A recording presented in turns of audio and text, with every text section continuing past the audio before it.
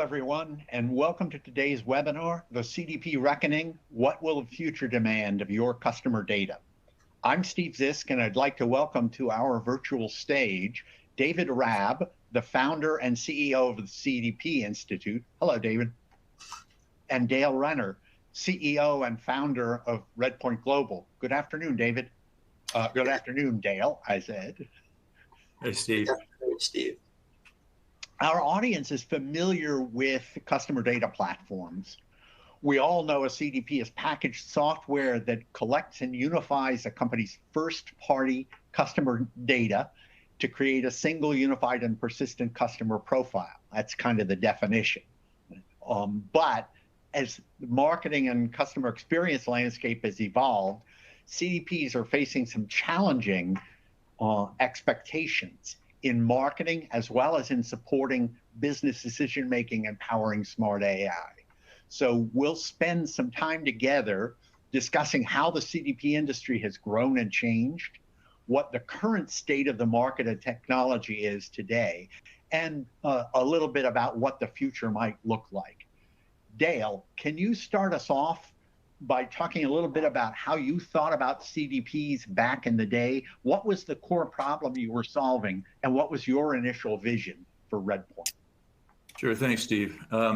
First of all, hey, David. It's been a long journey for the two of us, and when you kind of think back to how CDP started, so here we are now, I guess, geez, over 10 years later. Kind of interesting. When I started Redpoint, the vision that I had for the company was really this idea of mastering the data, then driving insights from that data, and then taking actions on those insights. And every action would create more data, theoretically better insights, better actions. And of course, the whole goal here was to optimize that engagement with the customer. So that was in 2006. And when we first went into the market, we were in a lockup from a company that we sold previously, and it took a couple of years to build some product. And we went into the market. The way I looked at that virtuous cycle of that data, insights, and action, I saw that as a convergence, and that was really unique to the marketplace. And I called it a convergent marketing platform. And the idea, of course, was that back in those days, there was campaign management, there was analytics, there were these different pockets of things. And really, I think the convergent marketing platform was the first time that anyone, at least to my knowledge, anyone had ever brought all that capability together. Now, the convergent marketing platform tended to be more of a Redpoint thing. And I was looking for something more broad that would be more of a marketplace concept. And in 2013, I contacted David Raab, and we had a discussion. And I was talking to him about customer data platforms and this idea of really this concept of a platform. And the key point was, there was two key points, I guess. One was customer, and one was data. And because we've always been a data first company, and so David and I kind of talked about this concept. And actually, you can go out and you can find the report. It's called a Guide to Customer Data Platforms, and published by David Raab, and that was in 2013. And I actually paid David some money to help fund that, because David was an independent analyst back in those days. And so David built this report, published it, and I thought, boy, this is really exciting, because this is this unique idea and this customer data platform, and this is going to be a really cool thing in the marketplace, and we're talking about this, and nothing happened. I mean, nothing happened. The phone did not ring, right? And I had Redpoint on the back of the report, no calls. And so I thought, what a waste of that money. David did a good job, but it was not his problem. And so lo and behold, about 3 years later, actually 2016, early in 2016, I got a call from Microsoft, and Microsoft was working with a company called Keurig, who everyone's familiar with. And Keurig was moving to Azure, and Microsoft called to say that they're working with Keurig, and that the buyer there, the person in charge of the project there, a fellow by the name of Ryan Scott, who was a vice president there at the time, he was the guy that was running this overall project, this initiative, because they were B2B, and then they were going to add on to the B2C and really grow that business. That was the vision. They had about 22, if I remember, 22 million customers in their database, et cetera. And they were trying to figure out who those people were and how they were going to talk to them. And they were interested in real-time interactions on the website, et cetera, et cetera. So, so he told Microsoft, so Microsoft was trying to sell him Dynamics. He said, that's not what I want. I want one of these CDPs. And he actually had this report. And he said, you need to call Redpoint because they're a leader in CDPs and customer data platforms. Microsoft calls and said, hey, we've got this client, Keurig, and they're interested in a CDP. We understand you're the leader. And I said, well, of course we are. And so on June 29, 2016, we actually sold the first CDP in the market. And Ryan Scott at Keurig was the first person to ever buy a CDP in the marketplace. That is exactly how CDP got launched. That's a very cool story. I'm sure that David has a bit of a perspective on this too. If you look back at the founding of the CDP Institute, David, did you ever see a point where the term customer data platform would suffer from an identity crisis the way it does today? I'd love to hear a little bit about what you see as the evolving history of CDPs and what might be driving the current, if you will, CDP reckoning, to borrow from the title that we used. Well, I've never heard that story from Dale before, so it's great to see. And I hadn't seen that physical report in many, many years. And I agree, between 2013, when I coined the term and I began to sort of promote the concept and write about it a lot, and then 2016, there was this sort of a lull in the market where we were pushing stuff out there and no one was listening.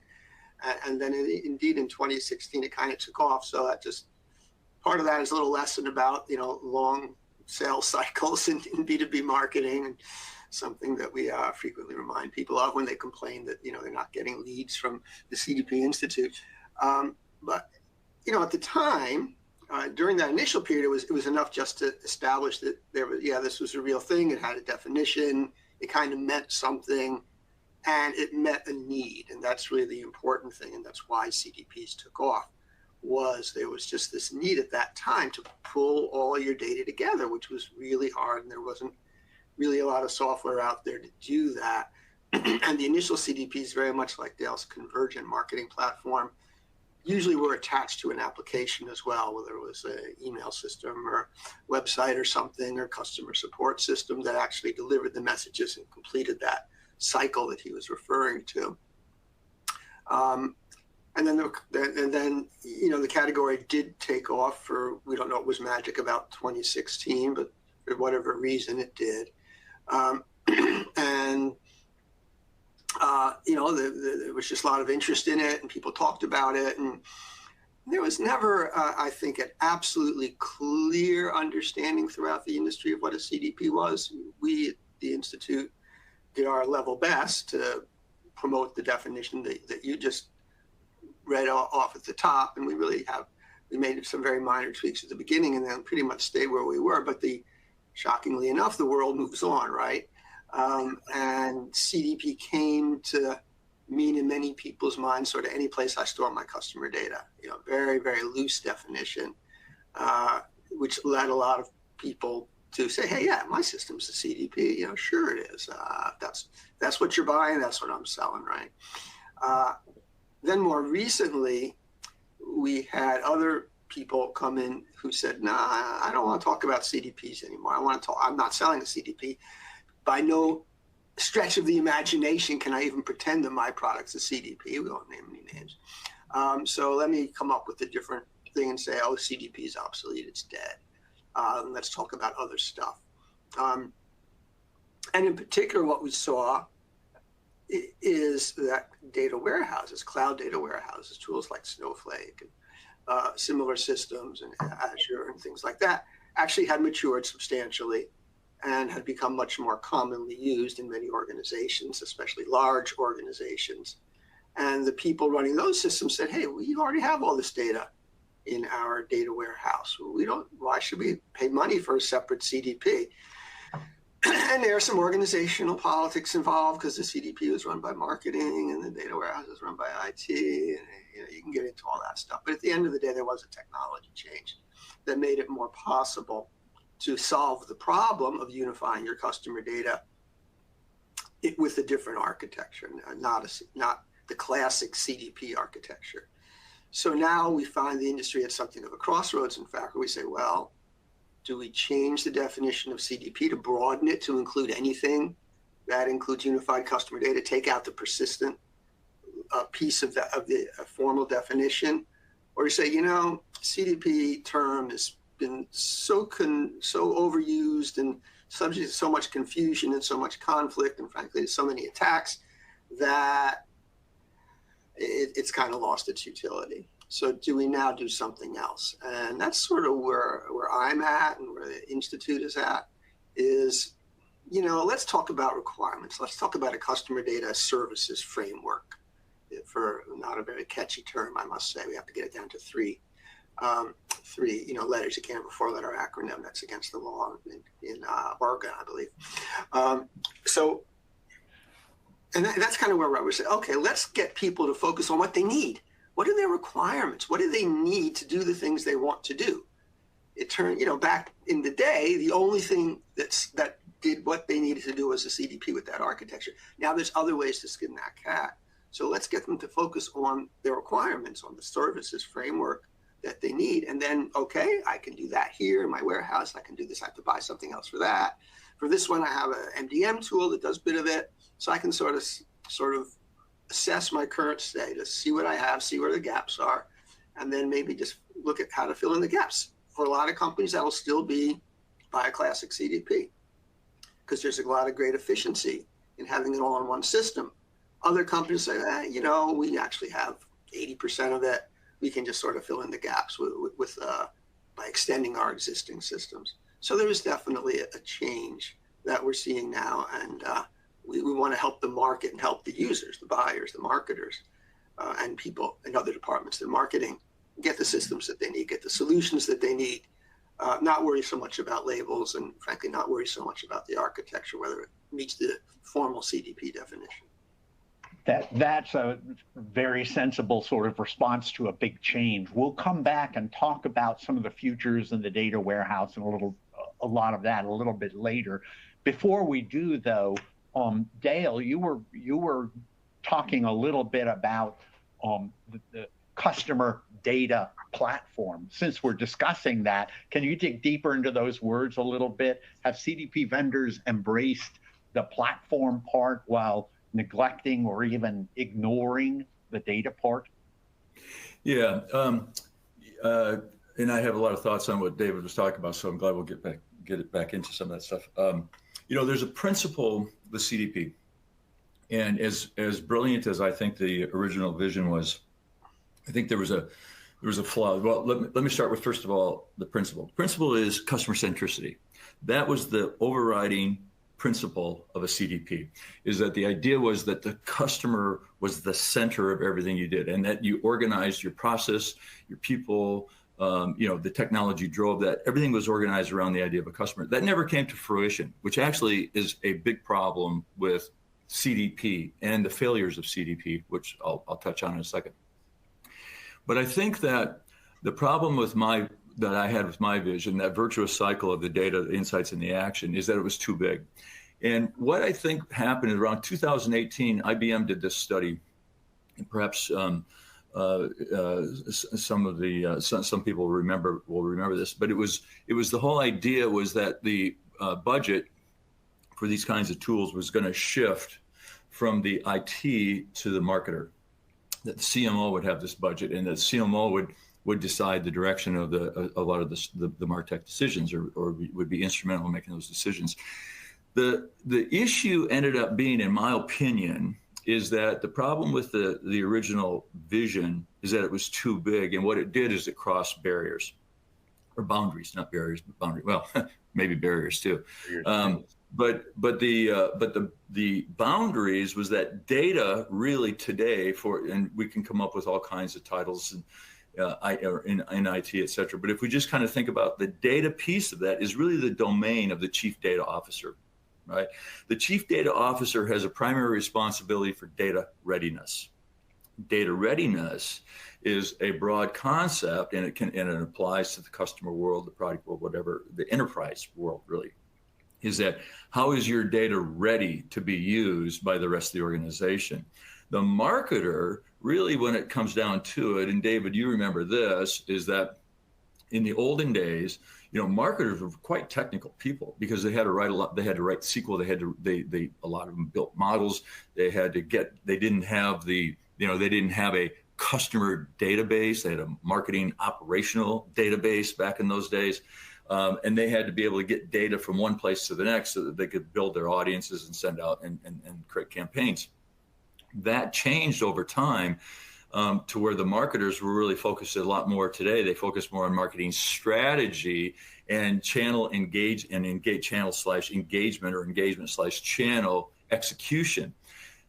The principle that has changed from the data, someone taking care of all the data, to the marketer saying, I just want the data taken care of.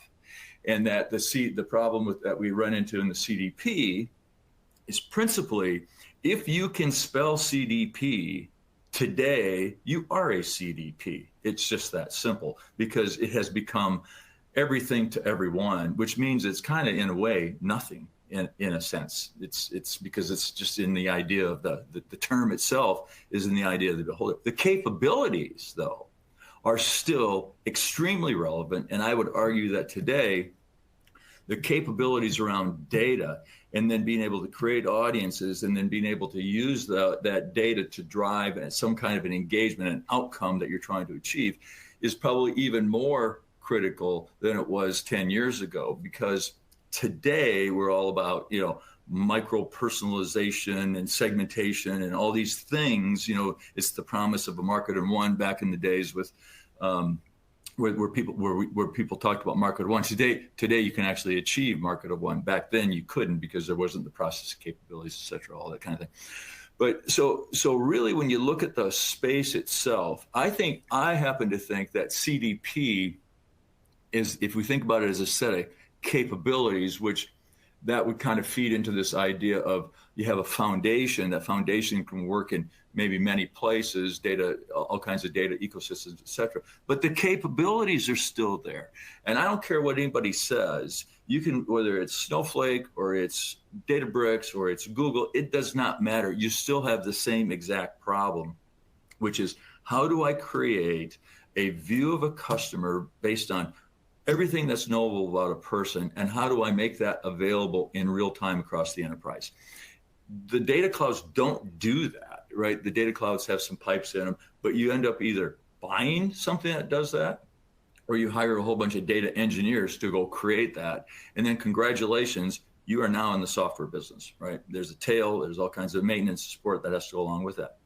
So to me, I think kind of coming back to it, the fundamental principle was customer centricity.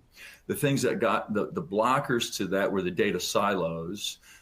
My thinking was we break down the data silos, never have broken down the data silos, and you don't have to look any further than someone's, let's say, their email group, for example. They were back 10 years ago, they were measured on, hard stop, bounces, opens, and click-throughs. Today, they're measured on hard stop, bounces, open, and click-throughs.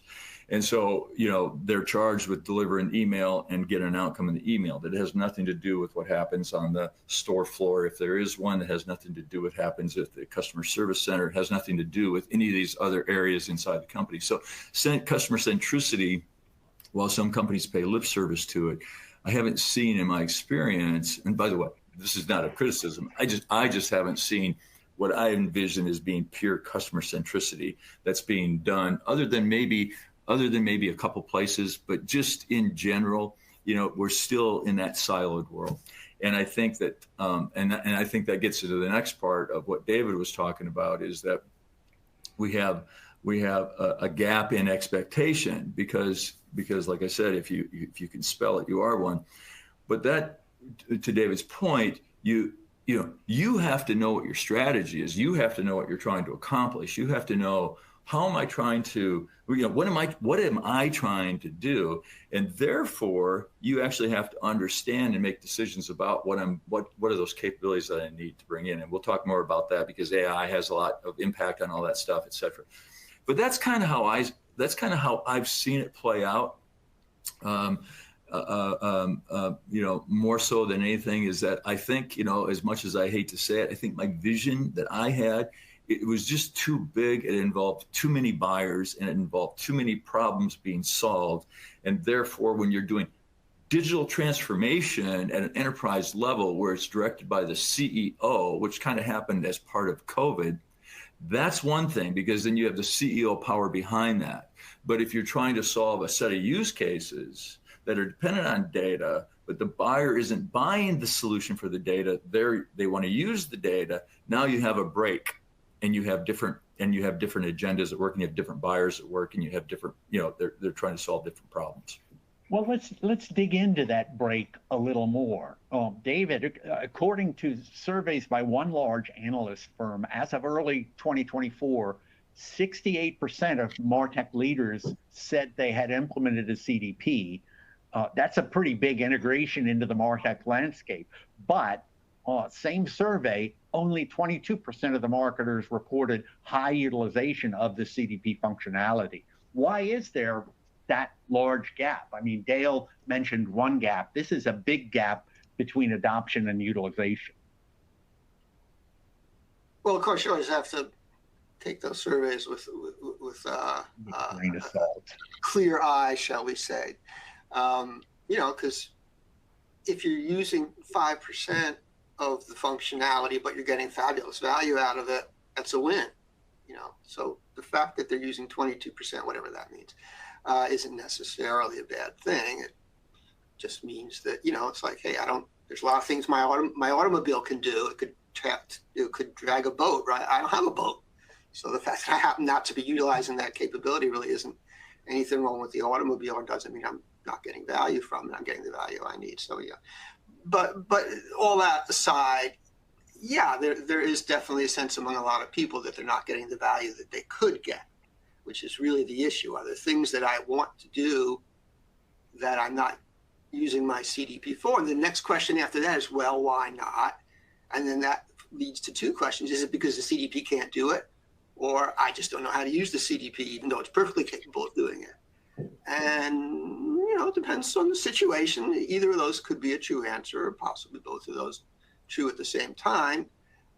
My sense is that it's less often the problem with the CDP lacking a capability than it is that the users have not deployed that capability. And they may not know how, they may not simply have enough time. It may be kind of hard to do. Maybe, the CDP could make it a little simpler. There's a lot of reasons that you might not take advantage of what a CDP can do. So it all comes back, as Dale was just saying, to vision. Do they really know what they want to do with this thing? And are they going to put the resources behind it to make that possible? One of the issues we always run into is training, right? Did you train your people? Well, no, not really. We gave them, some very brief introductory stuff. And then we just figured, hey, they'll work it out. It's good for them. It'll help them do their jobs better. So they'll just do it. It doesn't work that way, right? The CDP or any other technologies requires change in your processes, and process change is tough in all situations. So if they got stuff that's working, even if it's not great, it's really hard for them to change it, especially if it's not clear how much of an advantage the new situation is going to bring them, right? So we worry about all those things. We don't worry too much about the surveys that say that, because of course, any MarTech survey, will always say that people are using just a fraction of the capabilities of their entire stack. So 22% actually might even be a little above average for some of those surveys, versus how much of your email system are you using, how much of any of your system, your web, how much of your website, if you're using a big CMS. How much of those capabilities are you using? Doesn't mean you're not getting value. It just means That's true. It has stuff that you don't particularly need at this moment. Again, maybe we can move this a little bit out of the abstract into some specifics. And for that, I'm going to turn to Dale a little bit. Dale, Redpoint's worked with a lot of very different clients to implement and manage those CDP initiatives. And of course, I'm talking about an initiative here, not just the technology itself, because to David's point, there's a lot of other things that ideally surround the technology. You, Dale, in fact, talked a little bit about use cases, and there's probably other things. Where are you seeing the most common points of failure or success in CDP initiatives? Yeah. And I think this is in line with what David was just saying, too. I kind of break it down to two things that happen inside of a CDP. If we kind of go back to the global definition of it, which I guess let's just pretend there's a global definition of it. We don't have to agree on the definition. Let's just say there's a global definition.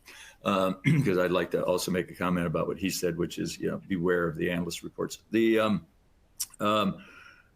In my world, the way I think about it, there are two things: context and content. And when those two things don't support one another, right? When the context does not support the content, you have a break. And what I mean by context is kind of go back to this idea. What I think that companies need to do, and what I think what they're doing, and companies have been a lot of companies have been very successful at this, is to create a data foundation. The point of the data foundation is not an exercise in just putting data together. The point is to use that data to close the context gap, what I call the context gap. And the context gap is really it's not the gap in the data as much as it is the context gap represents my inability to execute on the content side of things, if you will. Content broadly, offers, content, packaging, all that kind of stuff. But the context gap has to be addressed. And the context gap is maybe a way to think about it is the context creates or allows a marketer or a business person. What it does is it allows them to have situational awareness, right? Situational awareness. And situational awareness is important because if I'm an existing customer and I've already bought 10 things, or I've done these things, or I've asked for these things, or I'm a patient, or or whatever, when I engage with the company, however I choose to engage, what do I know about that person? What do I know about the situation of that person? And now when I want to engage with them, that's where the content, the offer, the script, the whatever it is, that comes into play. So where we've seen the biggest success with our clients, and one of our clients, this happened to be about real-time engagement, where on inbound activity, and they had about 25 million customers, I suppose, something like that. We were able to help them grow revenue 50 million a year on being able to create out of the data and make them aware of the situation. And then based on that, what offer was driven, as opposed to the way companies historically did those kinds of things is you run models, you cache a bunch of offers, someone comes in, well, if you like this, you might like that old thing, right? And maybe it's good, maybe it's not good. Maybe I already bought that thing last week and you didn't even know about it. Now, not only am I not going to buy something, I'm unhappy because how could you not know this? So that's an example, and that was real benefit. The other thing around situational awareness and around this idea of context, and then what you do to engage, in healthcare, we do a lot of work in regulated industries, and so when you look at that and you look at a big problem in with hospitals today, or with providers, forget about hospitals for a second, but provider groups, is people showing up for their appointment. So by situational, by having the data, creating the context, knowing what the situation is, and then being able to engage, we've been able to drive a 50% increase in appointment scheduling and are actually showing up because so many people don't even show up for their appointments. It's just like in the drug adherence, prescription adherence business.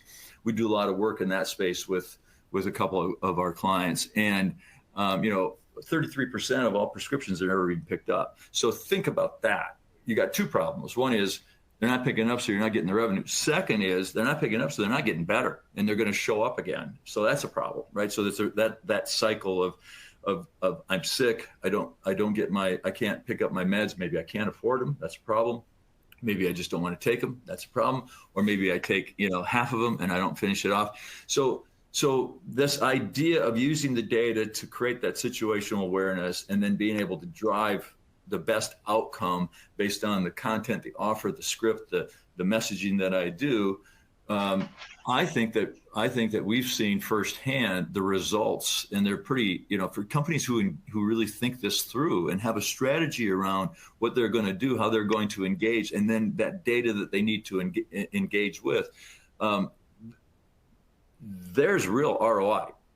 So this idea that companies aren't achieving value, I'm with David. It's not a capability. Well, they could have picked the wrong package, the wrong solution. That's true. People do that all the time. And it continues to happen. But if you got a strategy and you can evaluate and you do a POC and you can see how that something's going to work, the ROI, achieving ROI, is not a problem. It really is not a problem. And the list is long of companies who get outstanding value. That's a great point. You did bring up a couple of things, Dale, that I thought were interesting, particularly for regulated industries and the sort of, even in a pure retail environment, there's a lot of situations where customers are getting more and more cautious about what you're doing with their data. So, David, if you've got a lot of organizations struggling with data governance and privacy compliance and what are they supposed to be doing with the data, how do the CDP buyers address this? What does the CDP do to help make sure that customer journey feels appropriate, not creepy, safe, compliant, private? All right, well, I don't know if I'm allowed to say this here, but the CDP is not going to solve that problem. Okay, your issues with data and data governance are, first, what are you collecting, and are you collecting it properly, and are you getting the right permissions, and are people even understanding the permissions that they're giving you? Okay, and that's something handled in consent management systems and privacy management systems, and some CDPs have that capabilities, but it's not like a core CDP thing. And on the other hand, at the other end of that process, creepiness is really a function of what the marketers are up to, and are they doing things that feel creepy? And many of them do, and what feels creepy to me might not feel creepy to you. You may think that's just fabulous or great service, or isn't that cool that they know that, and they can use it to help me, right? Because all the surveys say, oh yeah, I'm worried about privacy, but I really like it when the company shows that it understands my needs, and most people don't even mind that they're looking at my purchasing history, because obviously they know my purchasing history, at least with them. It's when they know that my dog was at the vet this morning. That's a little scary, right?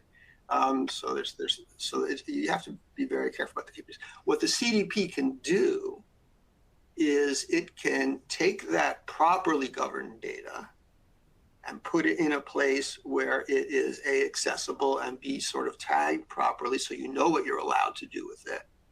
And maybe the CDP can actually even have guardrails in it that says, I'm not going to allow this selection, or I'm going to filter out from the selection the people who shouldn't be in the selection. I'm not even going to rely on the marketers to do that, because the marketer could make a mistake in who they bring in, or just forget to put the filters on. So the CDP has a role, but the CDP is not going to prevent you from being creepy. That really requires the marketers to just sort of be on their toes and do an intelligent job about such things. And again, the CDP is not going to prevent you from collecting data that you shouldn't collect, because that's in a different set of systems altogether. So it has a role, but honestly, there are other places in the organization where that has to be dealt with more comprehensively. That all makes sense. I want to make sure that we spend some time talking about futures too. Over the past couple of years, we've seen a big acceleration towards AI and towards cloud native applications. And we'll talk a little bit about both of those. I'll start with the AI. Dale, there's a lot of situations where people are saying AI ready data, you talked about data readiness a little earlier, AI ready data and data quality are top priorities for data leaders. And we're seeing that as sort of an enterprise mandate. By one estimate, about 30% of generative AI projects will be abandoned after the proof of concept because of the poor data quality and escalating costs associated with that. What is a CDP or in David's framework, a customer data service or a data readiness service need to offer to be truly AI ready for those agentic systems that we're seeing deployed? Yeah, it's an interesting problem, I think. First of all, let's just establish that AI is not a magic button here. There are in the space that we're talking about, there are significant changes underway, and you can look at almost any direction in any enterprise software and the impact that that's having. But when I think about this, the AI is a powerful tool, and I think let's start maybe with the user world and work backwards. I think AI is the new UI, is what I think, and that if I look at even what we're doing, we're putting an agentic AI to sit in front of our engines, because I actually think that, and we have clients, by the way, big financial services companies that have actually licensed our engines and our processing capabilities, and they've built their own UIs sitting on top of that. And the reason they did that is they had 20 or 25 use cases, whatever the number was, and it continues to grow, but that's irrelevant. But they wanted a UI that would do specifically those use cases, and they wanted to use agentic AI in order to drive those. They did not want to buy a package, including our UI. They did not want to use the UI because a UI is historically been built for general purposes across industries and all that. They had very specific use cases. They built agents. Those agents fire off the engines deliver. So I think that is just from an AI perspective, that's a change that is rapidly coming. A second change, and this has got more to do with the data side of things, is that I think the future, and David mentioned this at the beginning when he was talking about these data clouds, and really what they are is they're data ecosystems. That's how I think about them anyway. And Microsoft has one, Google has one, AWS has one, Snowflake is one, Databricks is one. That's where they're going. Snowflake happens to do OLTP, Databricks is more analytical. They're converging, their capabilities, et cetera. The data, the important point about that, I think, however, is I believe that between the data ecosystems and what AI is doing to interfaces, I think that the future in all of this is where applications move to the data. In the SaaS world, data gets pushed out to the application. I think the problem with that approach we're going to see in the AI world is that when you use AI, you want all the data. So where's that data? In effect, have SaaSes in effect become another data silo? And then how do I bring all that together? And in the world of, let's say, a Snowflake, where you're paying based on consumption, how many times are you going to process that same data to get it together so AI can use it? And AI from your organization is likely not going to be able to go out into someone else's world and do processing there and bring something back. And likely you're not going to want to process all your data in your world in Snowflake and then push that data out and then have something done there and then have to bring it back. We have clients right now that have 100 million customers, and they just look at it and they say, there's no way I'm pushing all that data out. I'm putting it in Snowflake. They don't necessarily want to run the application. Let's not be confused about that. But they don't want to have that data broken apart, and they don't want to spread that data across. And so we kind of think that, in the world of AI, you're going to run with, more data in place kinds of approaches to it. But you're not going to, I just don't think you're going to see AI. AI is not going to like this idea of data replication, and AI is not going to like more silos. AI wants to bring it all together, and that's the advantage of these data ecosystems, is that it's all together. You still got to have data quality. You still got to be able to do multi-entity identifications. You still have to create and persist a key so that you know who that person or that business or that household is. All those things still have to happen. But that data that sits there is, people are going to find out just exactly how expensive this is all going to get as we move to these consumption models. So I think that AI, and at least in the CDP world, as we're talking about today, I think it's going to impact, for sure the user interface side, for sure where that data is going to be. And I think the third thing is, pretty obvious, which is, the analytics piece of that, right? And the speed and how you will drive and how insights will be driven and triggered and, applied. You're still going to need, again, the engines to create those audiences, create those segments, to do those things. But just like let's just take offer management, for example. In the old days, right, you created segments because you were going to you wanted, 50,000 people who had, purple hair and whatever it is you were looking for. And then here's an offer I want to do. Now this is an offer. Who can I sell it to? Completely changed the whole approach to the way you think about offers. AI drives that. AI can do all that for you. You still got to, like I said, you still got to create that audience. You still have to have a way to get those people pulled together. But if I start with an offer, that is different than starting with the idea I have to create an audience. So those are three areas that I see AI having a big impact.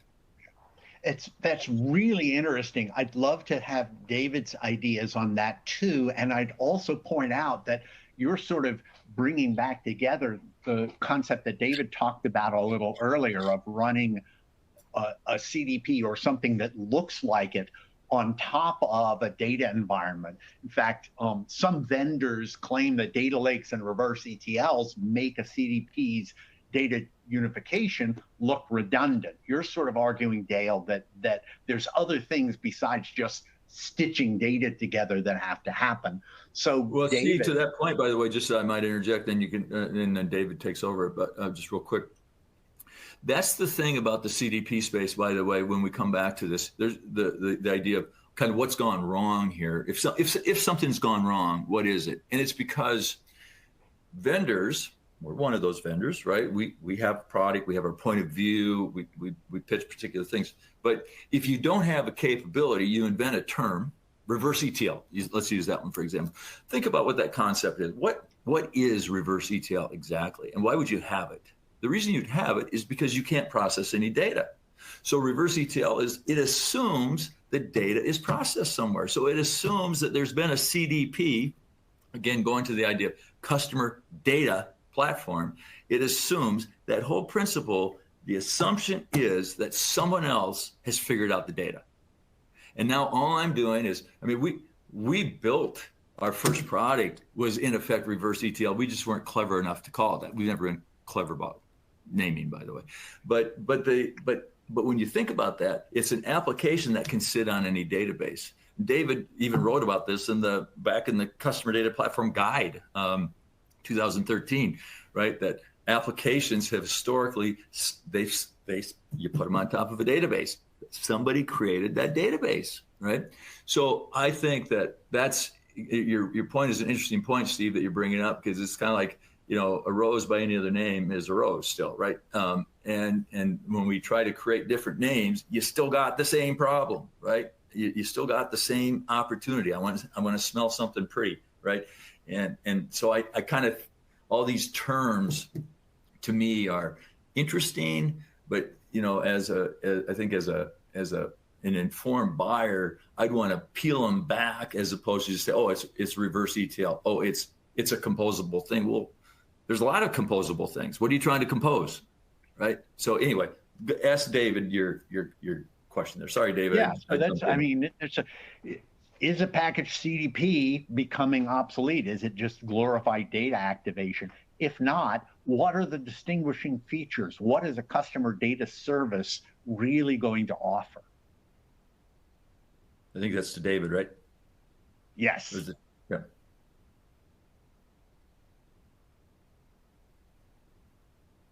Whoops, we're not hearing you, David. Is a package CDP obsolete? And in some cases, it's not needed. That's not. In other cases, it's absolutely relevant and in no way obsolete, because the whole point is figuring out which cases are which, right? But I think that some of the stuff that Dale was saying earlier is absolutely dead on, that at the end of the day, you're collecting your data and you're storing it in a data lake, which is pretty disorganized. It's just sort of the original data. Or you're formatting it to some degree and structuring it in a data warehouse. Okay, still not a unified customer data set, right?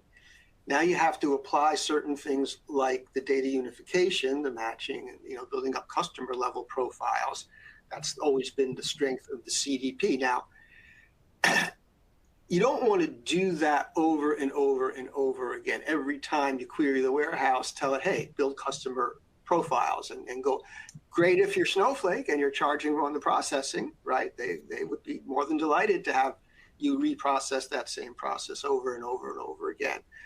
But not so great if you're the CFO of the company who's writing the check to Snowflake. So there is this intermediate step that has to take that raw data or relatively raw data and get it ready for AI. And you want to do that once. Now, you want to take that process data and store it in Snowflake? Great. You want to take that process data and store it in Redpoint? Equally great. Dale probably prefers the latter. To me, I don't care. The point is you want to process it someplace and store it so it's as close to in the format that the AI wants it to be in as it can be without redundant processing. Talk about redundant storage. Well, what about redundant processing, right? Because if you don't have you certainly don't want the AI to be doing all of that work over and over again. Crazily, we're not going to have enough data centers if we cover the whole country in data centers, right?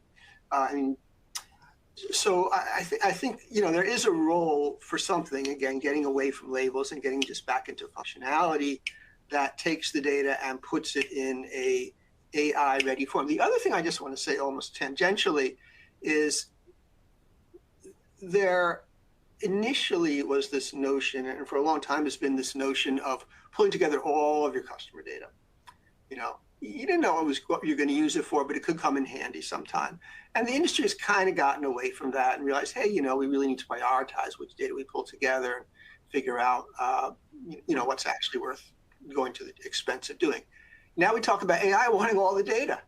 Well, guess where that one's going to lead, folks? That's going to lead to, hey, the AI doesn't really need all the data. It needs whatever data it needs. So let's figure out what that is and be a little more realistic and a little more efficient about which data we bring in. So we're going to have exactly the same set of issues that we had earlier. So, okay, can we skip a few of those intermediate steps and just get to the point where we start talking about which data AI needs and how we know which data AI needs and how we measure whether it's good enough for AI and, all the things that we know eventually we're going to have to do. But, let's just get there already. We don't have to. We've already been down that learning curve once. We don't have to go through that learning curve a second time. David, I think that's a good point about the AI and the amount, because it gets back to what you and I've spoken about in the past, which is what are the use cases, right? If I'm doing marketing, then do I really need it? What do I need? On the other hand, if it's a security application, well, 0.001% improvement is a lot, right?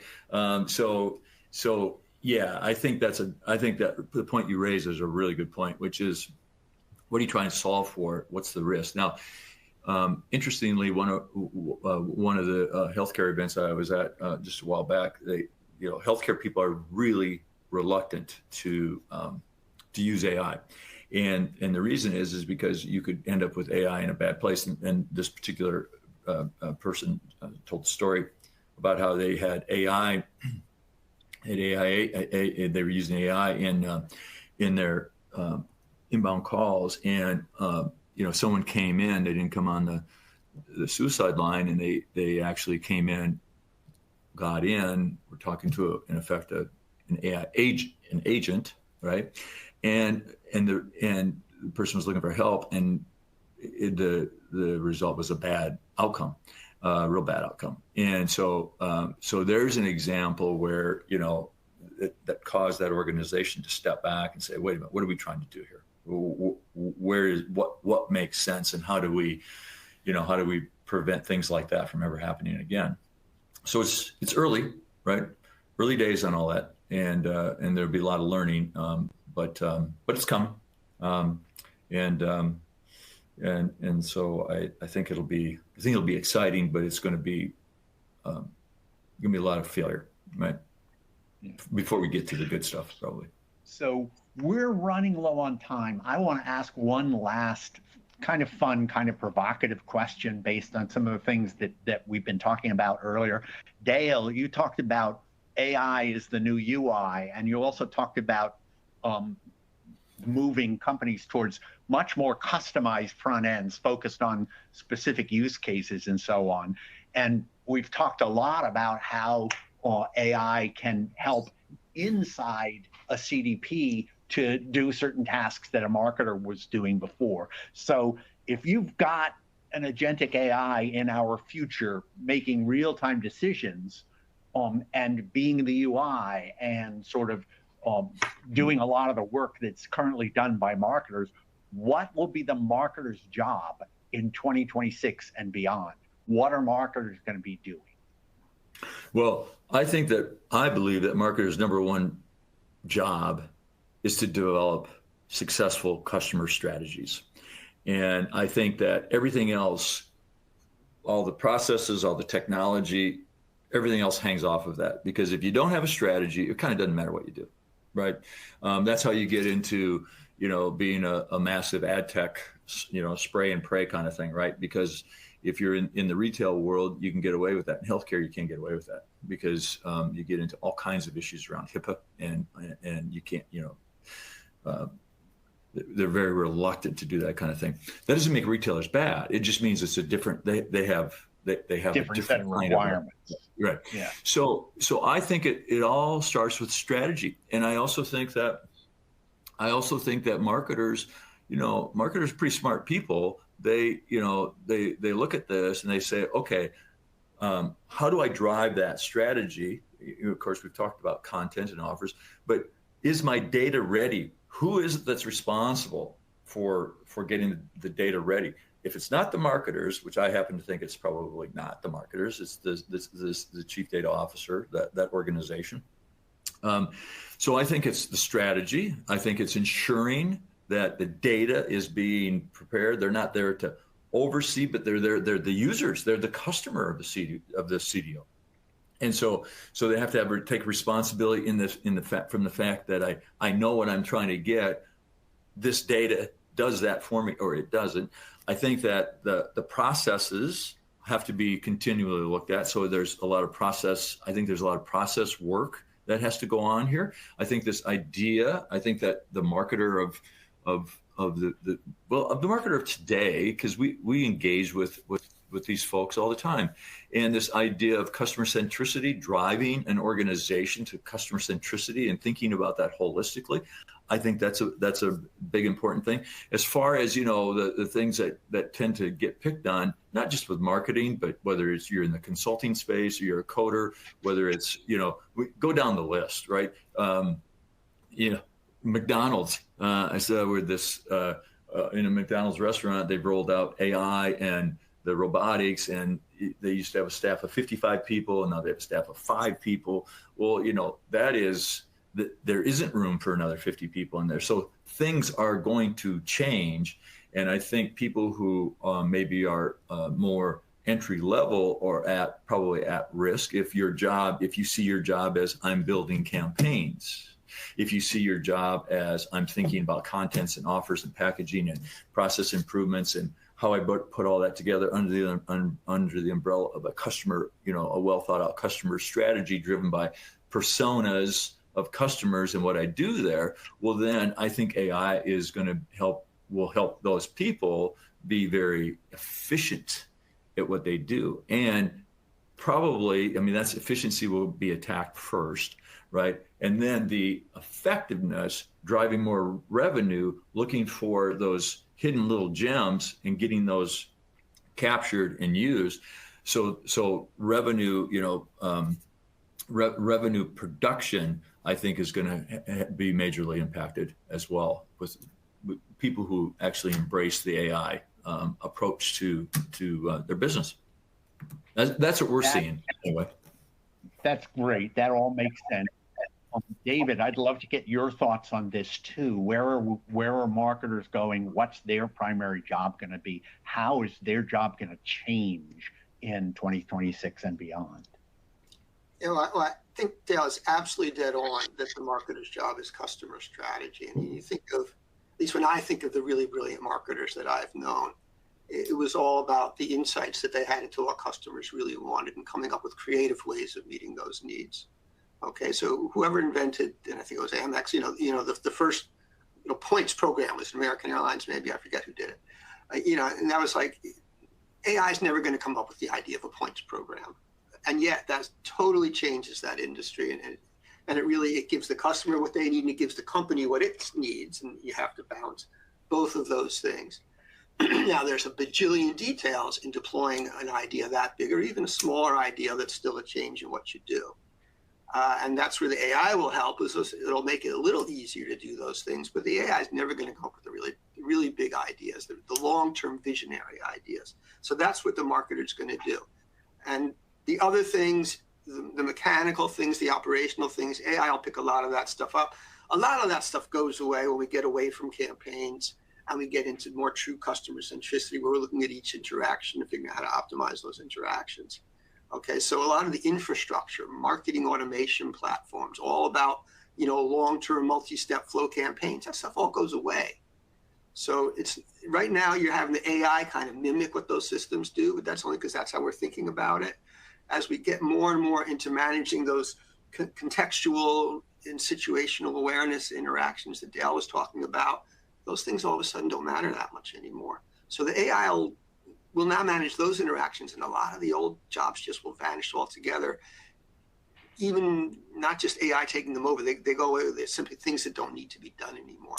But what won't change is the need for customer strategy, and that's what I just can't see AI doing. Not that AI can't do creative stuff, because it can, and I can go over that with you, but a true vision, inventing points programs, AI will never invent points programs.